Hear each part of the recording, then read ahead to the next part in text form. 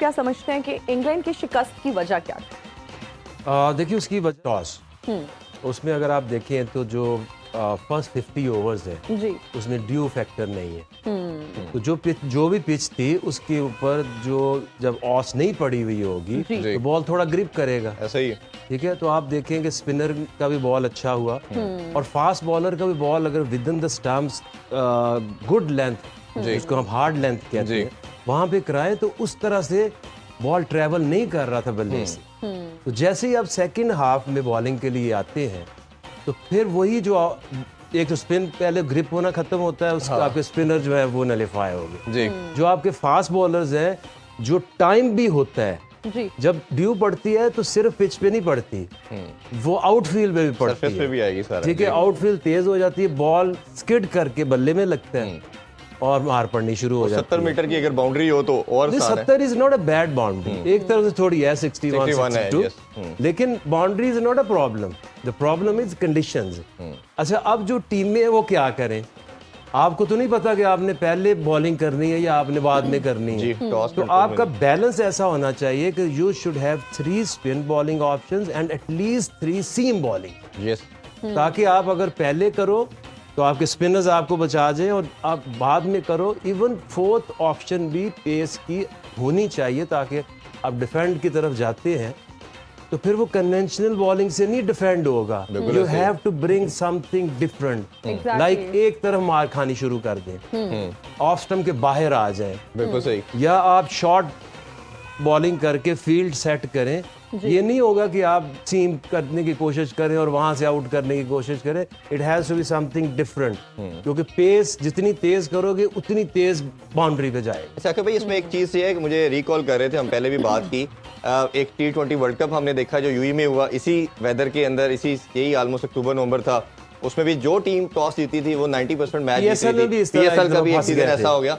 तो ये ऐसे सीजन में करवाना, और ये बड़ा प्रोमिनेंट नजर आ रहा है कि एविडेंट है कि जो टॉस जीतेगा उसने चेस पे जाना है, तो ये गेम पे कितना इफेक्ट करेगा ये? देखिए अगर आप देखें ना तो ये अब जब रात को मैच होगा तो ड्यू तो आएगी, कभी ज्यादा आएगी कभी कम आएगी। एग्जैक्टली। तो आप ये सबके लिए एक है, इसीलिए इसका नाम वर्ल्ड कप है। ये आप उसको ये नहीं कह सकते ये 4 साल का चैंपियन है।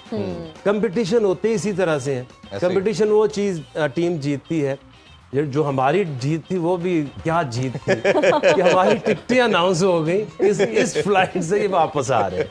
वहां से कहानी बदलती है, ना कि हमारी दूसरी टीमों की भी कि वो उससे हारे हम उससे जीते फिर हम निकल जाएंगे। But peak your team, peak your key players peaking at the right time.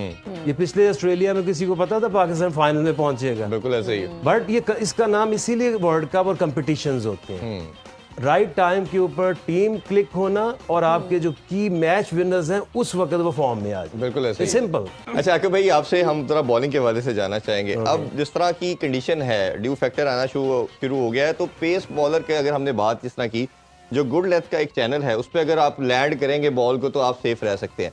But हमने एक और चीज नोटिस की कि जिस तरह मैट हेनरी ने बॉलिंग की, वो 7 वेरिएशन भी करता रहा, स्लोअर वन भी, स्लोअर बाउंसर भी, डिफरेंट उसने चीजें की और सक्सेसफुल रहा। तो क्या करना चाहिए उसमें?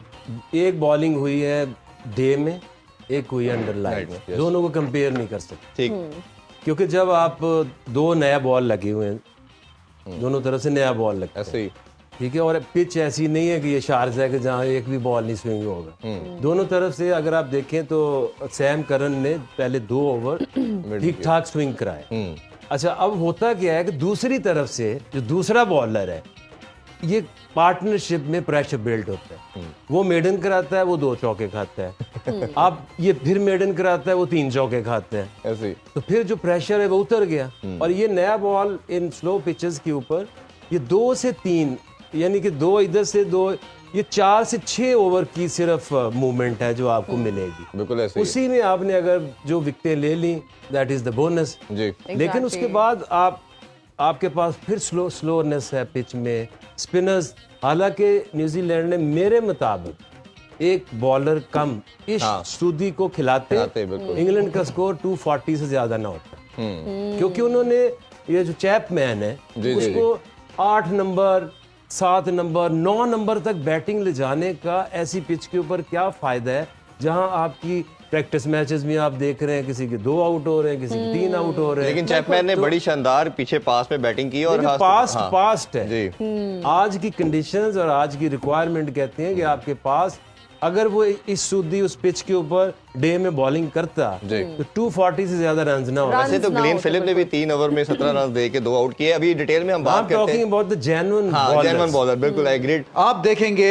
वर्ल्ड कप 2023 की सबसे बड़ी कवरेज सिर्फ सुनो न्यूज़ पर, और चैनल को अभी सब्सक्राइब कीजिए।